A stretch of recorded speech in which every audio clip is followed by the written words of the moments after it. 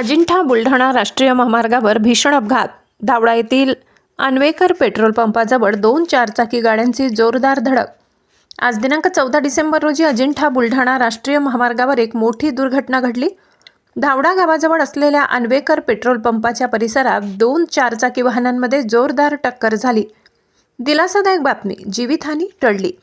अपघात गंभीर असला तरी मिळालेल्या प्राथमिक माहितीनुसार या घटनेत कोणतीही जीवितहानी झालेली नाही। दोन्ही गाड्यांमधील प्रवासी सुखरूप आहेत, मात्र त्यांना किरकोळ दुखापती झाल्या। अपघातग्रस्त वाहने 2 खासगी चारचाकी गाड्या नुकसान, दोन्ही वाहनांचे मोठे नुकसान झाले।